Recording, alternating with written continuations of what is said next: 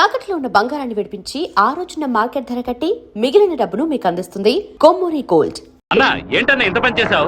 ఏదో డబ్బులు కొరాడన్నా, తీరా చూస్తే వీరభద్రం గారు కొడుకన్నా. కొంచెం మిస్ అయి ఉంటే మా వాళ్ళ తల్లే కాదు నా తల కూడా నరికి పారేసి ఉండేవాడు. దయచేసి నన్ను నా వాళ్ళని ఈ మ్యాటర్ లో మాత్రం ఇన్వాల్వ్ చేయదన్నా, నన్ను వదిలే అన్నా. 57వ సెల్లు. నా కళ మొత్తం చెదిరిపోతుంది అనుకోలేదు. వాడికి ఎంత కోపమా, ఎందుకన్నా మూర్ఖంగా బిహేవ్ చేశాడు. ఆ వీరభద్రం వాడి నాన్న టెన్షన్ అవ్వదు, పెద్ద తప్పు చేశాడు. మెంటల్లా మాట్లాడుకో. నా ప్రేమ మొత్తం నా మనసులో దాచిపెట్టుకుంటాను. అతనికి ఏం చెప్పను. నా కళ కళ్ళైంది.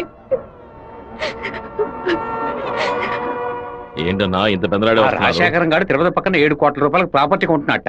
ఈ రోజే రిజిస్ట్రేషన్ అట. ఆ దండపాణి గారు వచ్చి చెప్పాడు. తిరుపతి కాళహస్తి మధ్యలో 120 ఎకరాలంట. ఏ రిజిస్ట్రేషన్ ఆఫీస్? చెప్పన్నా.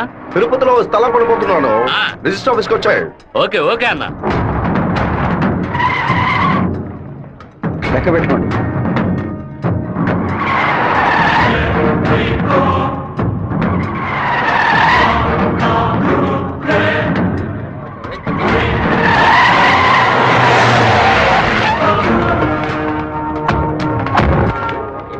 అన్నా ఇక్కడికి వచ్చారా? ఇక్కడేం చేస్తా ఉన్నావు? ఓ స్థల రిజిస్ట్రేషన్ పని మీద వచ్చాను. ఎవరు డబ్బుతో కొన్నావు?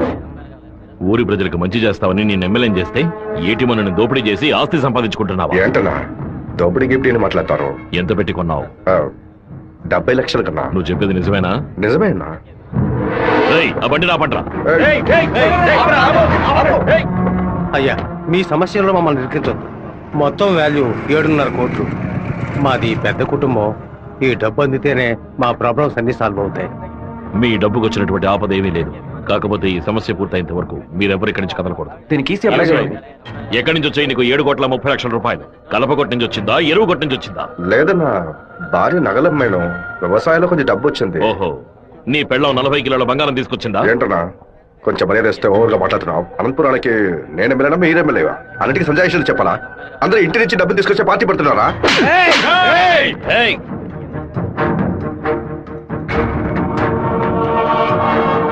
నా మాటకు విలువిచ్చి 50,000 మంది నీకు ఓట్లు వేసి నేను ఎమ్మెల్యే చేశారా? రేపు నేను వాళ్ళకి ఏం సమాధానం చెప్పాలరా? అయ్యా, అన్ని రికార్డులోకి ఎక్కించేశారట. ఇక మన చేతుల్లో ఏమీ లేదు. నేనంతా వింటూనే ఉన్నాను. ఒక చిన్న ఐడియా చెప్పరా. ఇతను అక్రమంగా సంపాదించిన ఆస్తులన్నీ మన ఊరు ప్రజలకి, పంచాయతీకి రాసి చేయొచ్చు. వెంటనే అలా చేయడం కుదురుతుందా? చేయొచ్చు అన్న. దానికి స్టాంప్ డ్యూటీ తక్కువే. 10 నిమిషాల్లో డాక్యుమెంట్ రెడీ చేస్తాను. సరే చెయ్యి అన్న. 100 రూపాయల స్టాంప్ పేపర్ తీసుకొని నేను చెప్పేది కొట్టండి. అనంతపురం జిల్లా పులివెందుల గ్రామం వెంకయ్య వీధికి చెందిన సుంకర సుందరమూర్తి గారి పెద్ద అబ్బాయి రాజశేఖరం అనబడే నేను మనస్ఫూర్తిగా రాసిచ్చినది ఏమనగా, తిరుపతి పక్కనున్న సర్వే నంబర్ 141, 142, 143ల కిందకు వచ్చి 120 ఎకరాల భూమిని అనంతపురం జిల్లా వాసులకి హృదయపూర్వకంగా రెడీ నాన్న. లోపలికి వెళ్ళి సంతకం పెట్టు, లేదా గవర్నమెంట్ జీబ్ లో పోయి చువ్వలు లెక్క పెట్టాలి. వెళ్ళు.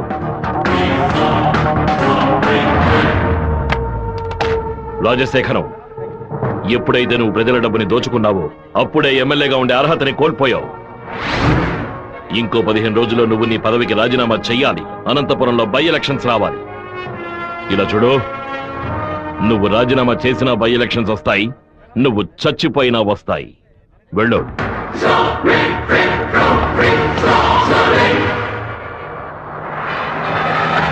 ఏంటన్నా ఇది? 4 రోజుల నుంచి ఇక్కడే ఉన్నాం. ఊరు నుంచి అక్కేమో ఫోన్ చేస్తా ఉంది. ఏం బాగుంతా నిలబట్టావురా? వాడు నన్ను కొట్టిన విషయం జిల్లా అంతా తెలిసి ఉంటుంది. మానం పోయింది, మర్యాద పోయింది, దాచుకున్న డబ్బు అంతా పోయింది. ఆ పిల్ల నా కొడుకు ఐడియా వల్ల వీరభద్ర కాడు నా ఆస్తి మొత్తం రాసిస్తున్నాడు. నా కొడుకుని లేపేయకుండా ఊళ్ళకి వచ్చిన భార్య కూడా నాకు మర్యాద ఇవ్వదు. ఆ ఓబులేషన్ రమ్మని చెప్పు. హైదరాబాద్ లో మన పార్టీ మీటింగ్ వెళ్తున్నాను. రేపటికల్లా వీరభద్ర కొడుకు చావాలి. అన్నా మళ్ళీ తప్పు చేద్దాం. నేను నిన్ను చేయమంటల్లా, బెజవాడి నుంచి మనుషులు రప్పిస్తాను. నువ్వు నీ వాళ్ళు మూల నుంచి చూడండి, మధ్యలో దూరి కెలక్కండి. సరే అన్న. మనల్ని వీడి వీరభద్రాన్న కత్తికి బలి చేసేలా ఉన్నాడు. రేపు ఉదయం లేవగానే ఈ ఊరి నుంచి ఎస్కేప్ అయిపోవాలి.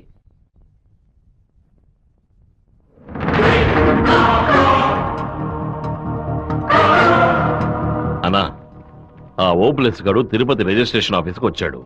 నన్ను చూడగానే తప్పుకున్నాడు. వాడికి మా అబ్బాయికి ఏదో గొడవ అయ్యింది. రాజశేఖరం రిజిస్ట్రేషన్ కి వాడెందుకు రావాలి? ఏదో తేడాగా ఉంది. అయ్యా చెప్పండి అయ్యా. మన శివకి ఆ పీటర్ గాడికి ఏంటి గొడవ? అయ్యా అది దాచిపెట్టకుండా నిజమేంటో చెప్పు.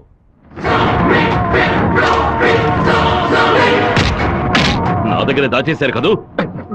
కావాలని గొడవ పెట్టుకున్నాడు. ఇందులో ఏదో మతలబు ఉంది. టీ మొహాన్న పోసిన ఆ నిమిషంలోనే వాడి చేతి నరికి పారేసి ఉండాలి. గొడవలేం పెట్టుకోవద్దని మనమే కదే చెప్పాం. అవునవును, నేను ఒక బుద్ధి లేని మనిషిని. నా మాట గౌరవ ఇచ్చే నా కొడుకు ఊరికే ఉన్నాడు. రండి ఆ ఓబ్లేస్ గారిని కలిసొద్దాం. ఏంటన్నా సడన్ గా ఈ ట్రిప్ ఏంది? రే డోంగ్రే, కొడుకు ఏదైతే అప్పకి ఎక్కడో మండుతురా. అందుకే మనం అసలు ఈ ఊళ్ళో లేవు. చూసావా అందులోనే లైన్ లోకి వచ్చేసాడు. అన్నా చెప్పన్నా. ఓబ్లేస్ ఎక్కడున్నావు? వైజాగ్ లో ఉన్నా అన్న. ఏదైనా పడిపడిందన్నా? నేను ఇప్పుడు ఫోన్ కట్ చేస్తాను. నువ్వు అక్కడ ఉన్న ల్యాండ్ లైన్ నుంచి నాకు ఫోన్ చేయి. ఎందుకన్నా? నువ్వు వైజాగ్ లోనే ఉన్నావా లేదా అని తెలియద్దు. ఇప్పుడే అన్న రేణు కూడా దాటి పెడుతున్నాను. ఎందుకు అబద్ధం చెప్పావు? దొరికిపోయావు. నాకు దీనికి ఏ సంబంధం లేదన్నా. ఆ రాజశేఖరమే బెదవాడి నుంచి బందర్ నుంచి మనుషులు రప్పించి బాబు నేసేలని చూస్తున్నాడు. ఏమన్నావురా? ఈ విషయం మీకు తెలీదా? నా కొడుకు ఒంటి మీద చిన్న గీత పడినా సరే తిరుపతిలో ఉన్న రౌడీలందరినీ ముక్కలు ముక్కలుగా నరికి పారేస్తానా? రారా తిరుపతికి.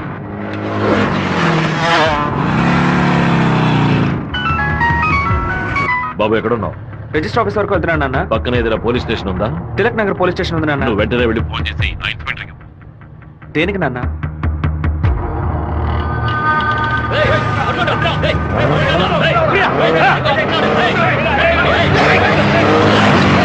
మాధవరావు ఎక్కడున్నావు? విషయం ఏంది బావా?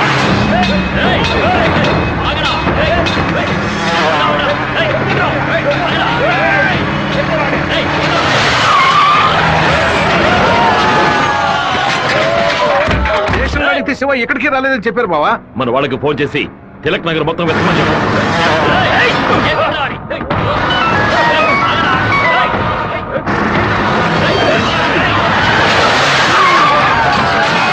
చెప్పండి అన్న.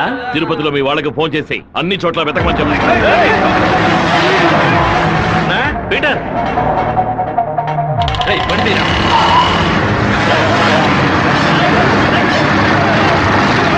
తిరుపతిలో ఏ ఒక్క చోట వదలకుండా మన వాళ్ళతో వెతికించు.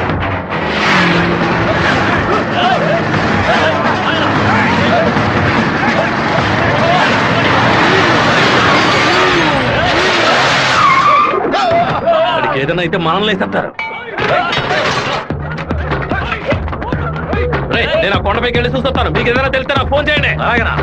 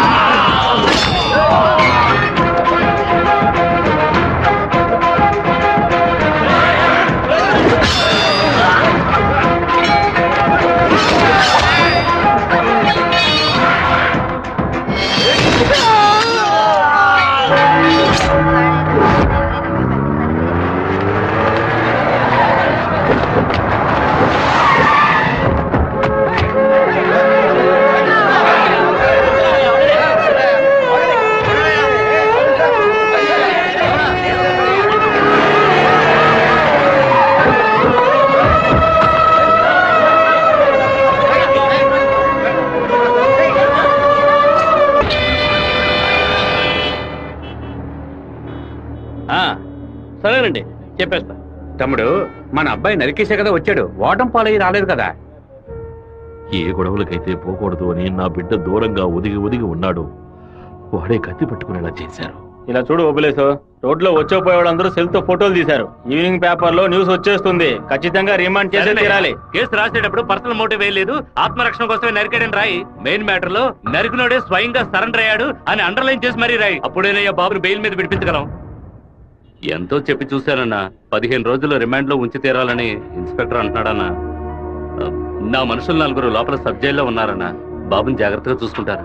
అన్నీ నాకు తెలియకుండా దాచిపెట్టేశాను. రాజకీయ నాయకులను నమ్ముకునే మేము పొట్ట కడుపుకుంటున్నాం. నన్ను ఏం చేయమంటావన్నా? క్షమించన్నా. వెళ్ళు వెళ్ళు. రాజశేఖర్ ఇప్పుడు ఎక్కడ ఉన్నాడు? పార్టీ మీటింగ్ అని హైదరాబాద్ వెళ్ళాడు. చిన్నగా హైదరాబాద్కి పోనిపో. వాడు శాసనసభ నుంచి బయటకు వచ్చేటప్పుడు అక్కడే వాడిని నరికి పారేస్తా. నాన్న మీరేం టెన్షన్ అవ్వకండి. మీరు కంగారు పడితే వాళ్ళు వేసిన ప్లాన్లో సగం గెలిచినట్టే. మీరు ఊరికి బయలుదేరండి, తర్వాత ఏం చేయాలో మెల్లగా ఆలోచించుకోవచ్చు. అయ్యా టైం అయింది, కోర్టుకు తీసుకెళ్ళాలి.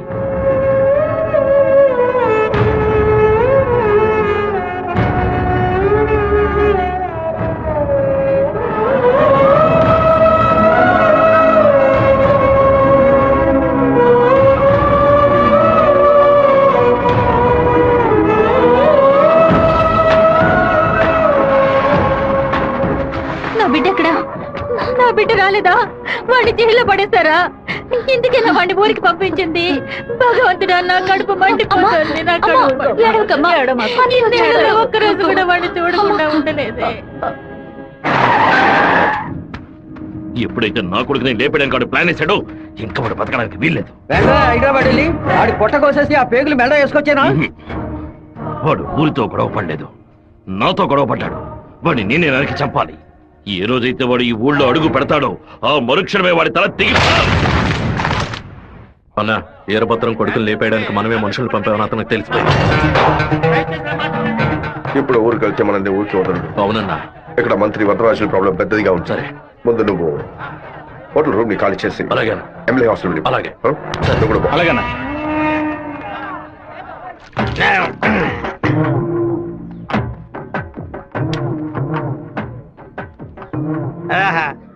తాగి ఉన్నామే, తాగి బండి డ్రైవ్ చేసుకుంటూ పోతే పోలీసు వాళ్ళు లోపల పెడతారు.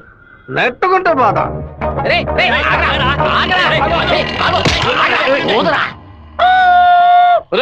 సరిగ్గా ఊదరా. ఇదిగో ఊదుతున్నానయ్యా.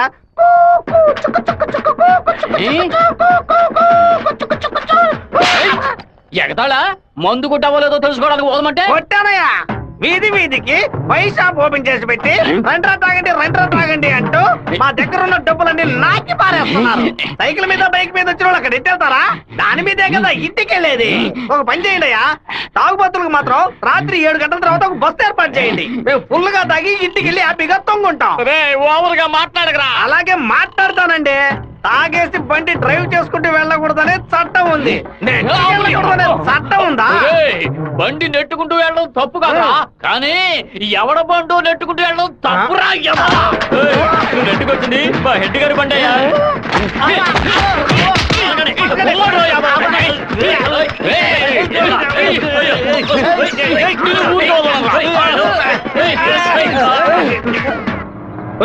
బాబు వచ్చేసాడు.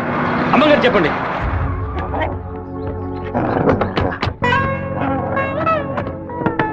తూర్పు వైపు తిరిగి కూర్చోండి బాబు. బాబు కూర్చో.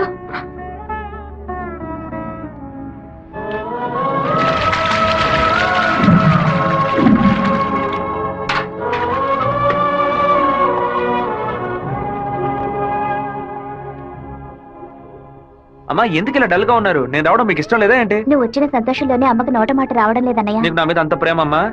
ఏంట్రా గబుక్కుని అలా అడిగేసావు? మరేంటమ్మా ఇన్ని నీళ్లు నా తల మీద పోసావే, చూసుకోవడానికి తుల్లుకుంటేనే ఇచ్చావా? ఇంకేం తక్కువ లేదు. ఉండు, తలదుడుస్తాను. లక్ష్మి లోపలికి వెళ్ళి అటెండెన్స్ చేసి గిఫ్ట్ ఇచ్చేసి వెంటనే వచ్చేయాలి. మరైతే నువ్వు రావా? నీ ఫ్రెండ్ పెళ్లికి నన్ను చేంజ్ చేయమంటావు? నేను ఒంటరిగా వెళ్ళానని నాన్నకి తెలిసిందో నేను చెదకబాతారు. రా అన్నయ్య. అమ్మ వాళ్ళు రాలేదా? నువ్వు ఎప్పుడు ఊరెళ్తున్నావే?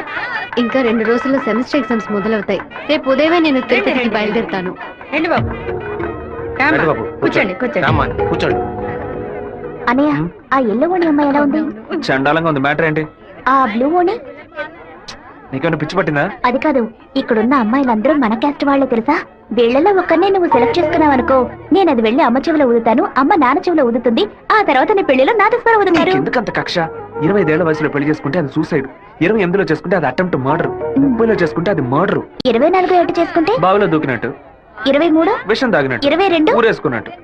మరి ప్రేమించి పెళ్లి చేసుకుంటే స్వర్గం, హౌస్ అరెస్ట్, జీవిత ఖైదు. అనయ్య, టీవీలో అమ్మాయిని చూడు, చాలా అందంగా ఉంది. నోర్మై. అయ్యో ఒకసారి చూడు. ఏంటా జరుగు? తను నచ్చిందా? చాలా అందంగా లక్షణంగా ఉంది కదూ. తను ఎవరో ఏమిటో నేను కనుక్కొని నీ చేత ఆత్మహత్య చేయించరా? వచ్చే ఏప్రిల్ 1 వరకు ఓపికగా ఉండు, మరుసటి రోజు చెప్తాను. ఏమిటనయ్యా, లవ్లో పడ్డావా? ఒక అమ్మాయి అంగీకారం కోసం 6 నెలలుగా వెయిట్ చేస్తున్నాను. తనేం చెప్తుందో తెలియట్లేదు. నిన్ను తన గుండెల్లోనా పెట్టుకున్న కుర్రాడమ్మా, అయ్యయ్యో వాడి మనసు గిల్లొద్దే. 3 నెలలు 6 నెలలు కాచుకున్న పిల్లాడమ్మా, నువ్వింకా వాడి మనసు చంపొద్దే. ఏంటి గారు, తహసీల్దార్ గారు పోలీసులు వచ్చారు. గ్రౌండ్ సెంటర్ లో మార్క్ అయ్యండి.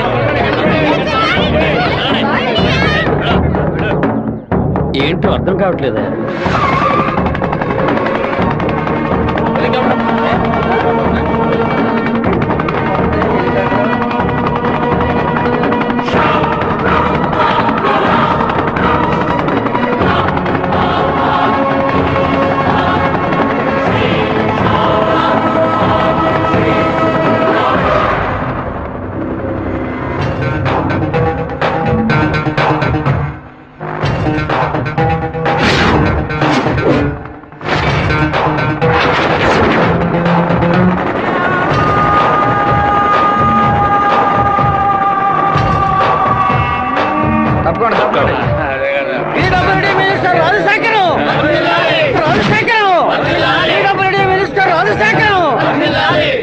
ఏంటయ్యా ఆశ్చర్యంగా ఉందా?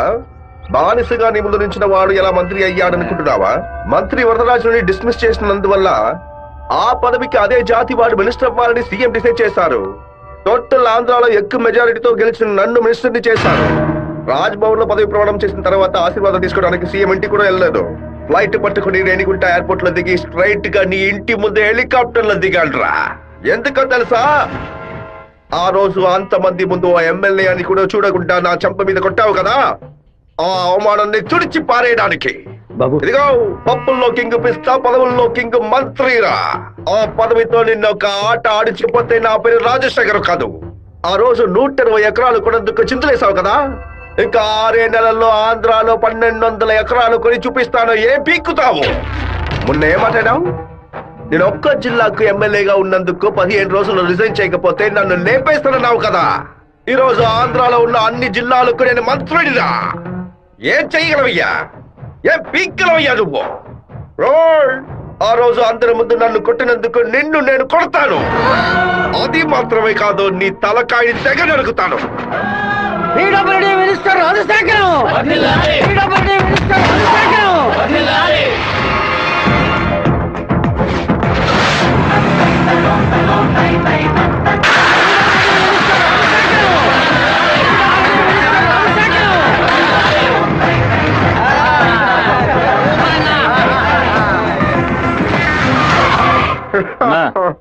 నిన్ను కలవాలని వీరభద్రం కొడుకొచ్చాడన్నా. వాడితో ఎంతమంది వచ్చారు? ఒంటరిగా వచ్చాడన్నా. రానివ్వు.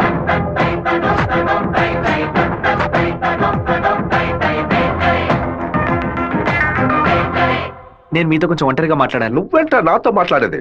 ఏదైనా అందరి ముందు చెప్పు. నేను ఒంటరిగా వచ్చాను, భయం లేకుండా. మీకెందుకు భయం? ఎవరికైనా భయం? వెళ్ళవయ్యా, పోండి, బయటపోండి. ఏం మాట్లాడాలి? పప్పుల్లో కింగ్ పిస్తా, పదవుల్లో కింగ్ మంత్రి అన్నారుగా, వినడానికి బానే ఉంది. కానీ మీకు మ్యాటర్ తెలుసా? పచారీ కొట్టు లిస్ట్ లో కందిపప్పు, మినపప్పు, శనగపప్పు, పెసరపప్పు అని అన్నిటినీ కిలో లెక్కలో రాస్తారు. కానీ పిస్తా పప్పును మాత్రం 50, 100 గ్రాముల లెక్కలోనే రాస్తారు.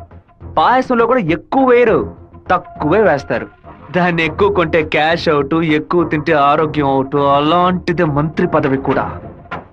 గుర్తుని మార్చి నొక్కామే అనుకో, పదవి లేక రోడ్లో నుంచోవాలి, లేకపోతే కోర్టులో నుంచోవాలి. ఇంతవరకు ఎవరైనా సరే మా నాన్నతో వెనక నుంచొని మాట్లాడారే కానీ ముందు నుంచొని మాట్లాడలేదు. మొదటిసారిగా ఒకడు మా నాన్న ముందు నుంచొని ఛాలెంజ్ చేయడమో చూశాను, తల నరికేస్తానండమో విన్నాను. కొంచెం బాధ కలిగింది. ఇప్పుడు చెప్తున్నాను, నీకు 30 రోజులు టైం ఇస్తున్నాను. ఆలోగా నువ్వు చెప్పినట్టు మా నాన్న తల నరికేస్తే నా కుటుంబంతో పాటు వచ్చి నీ కాళ్ళ మీద పడతాను. అదే విధంగా నేను నీ తల నరకపోతే మా నాన్న వచ్చి నీ కాళ్ళ మీద పడతాను. ఏయ్, ఏంట్రా? నువ్వు మా నాన్న తల నరికేస్తే నా కుటుంబంతో పాటు వచ్చి నీ కాళ్ళ మీద పడతాను.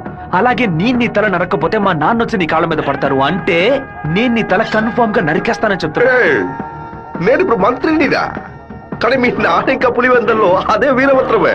అయితే ఛాలెంజ్ రెడీనా? ఏయ్, 30 రోజుల్లో మీ నాన్న తల లేపేస్తాడ్రా. ఎవరు ఎవరిని లేపేస్తారో చూద్దామండి. ఆ? అయితే మా నాన్న చెప్పినట్టు త్వరలోనే అనంతపురం డిస్ట్రిక్ట్ లో బై ఎలక్షన్స్ వస్తాయి అనుకుంటా. ఏయ్, ఏయ్, ఏయ్. వస్తానండి.